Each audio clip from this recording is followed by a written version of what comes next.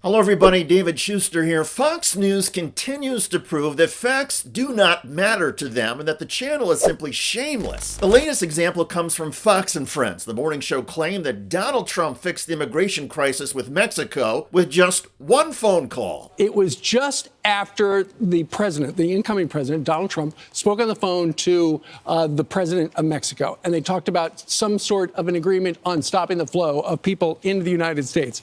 Well, you know what happened? Mexican authorities that same day broke up two migrant caravans heading to the United States.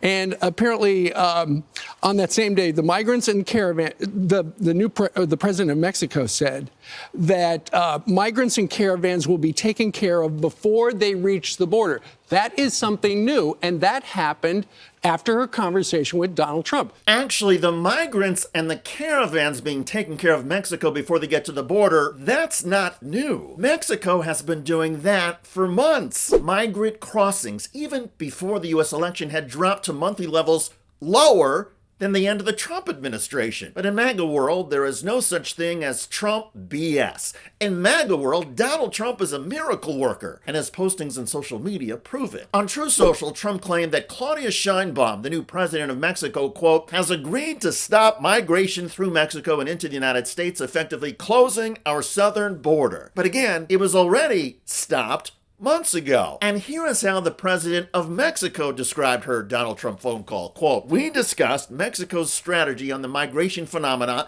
and I shared that caravans are not arriving at the northern border because they are being taken care of in Mexico. 3 hours later, after Donald Trump claimed that Mexico was doing something new thanks to his phone call, Steinbaum issued another statement correcting Trump. In our conversation with President Trump, I explained to him the comprehensive strategy that Mexico has followed to address the migration phenomena, respecting human rights. Thanks to this, migrants and caravans are assisted before they reach the border. We reiterate that Mexico's position is not to close borders, but to build bridges between governments and between peoples. So Steinbaum tells Trump she is continuing Mexico's previous policy. Trump posts that Mexico is changing its approach thanks to him. Fox News serves as Trump's stenographer and cheerleader, and Steinbaum tries to correct the record, albeit diplomatically. And then we had a statement from Steinbaum herself disputing that characterization of the call. She wrote, quote,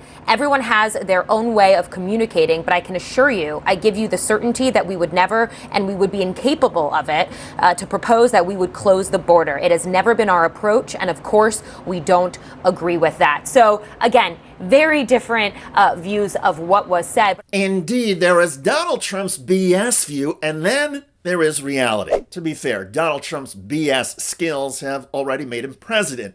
Trump made immigration his signature issue, declaring fake crisis after fictional caravan after fake crisis. The media and Democratic leaders have gone along with it. So for years, Americans have lived in fear of undocumented immigrants taking their jobs, their houses, and their wives and girlfriends. 1 in 5 voters said their top concern in this election was the influx of migrants. Never mind that the migrants boost the U.S. economy and have a lower violent crime rate than people born in the United States. But our political leaders and much of the U.S. media continue to act as if Trump can alter reality with his lies. And so, he can. And Republicans keep winning by saying everything is terrible with Democrats in the White House. The economy, crime, immigration, transgender dominance of amateur sports, whatever. And when that whatever, because something Donald Trump claims can be magically and easily fixed by him alone, we get this. Concerns of a massive trade war between the U.S. and two of its largest trade partners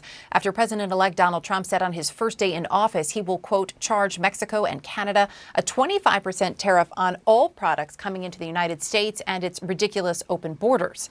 Trump went on to say the tariff will remain in effect until such time as drugs, in particular fentanyl, and all illegal aliens stop this invasion of our country.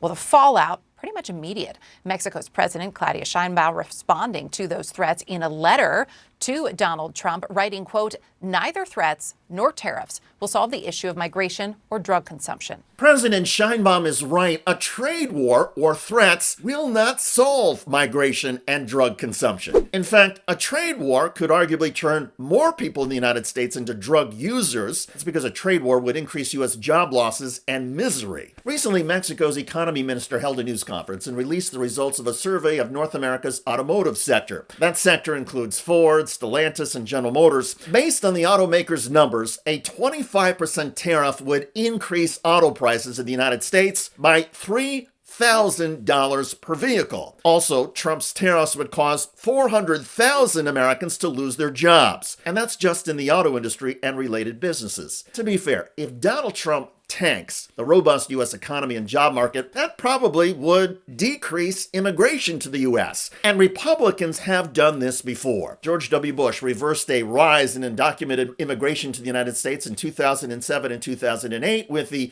mortgage meltdown on his watch. So maybe, just maybe, Donald Trump will cut back the migrant crossings even more by crashing the economies in the United States, Mexico, and Canada. The problem, of course, among other things, is that the economic pain in the U.S. would be severe, and more people would turn to alcohol, drugs, and various other damaging efforts to try and cope. The fact is, if Donald Trump is serious about stopping immigration, he would have the United States re-examine our policies that keep screwing over nations in South and Central America. The U.S. meddling in many ways has increased lawlessness and instability in those nations, causing more people to try and leave the violence by heading north. But those facts are hard for Americans to understand when our media and our politicians keep responding to fake crises as if they are real and respond to Donald Trump's fake solutions as if they are real. The nonsense is going to have to end somehow, somewhere, if America is ever going to truly be able to address the issues of our time.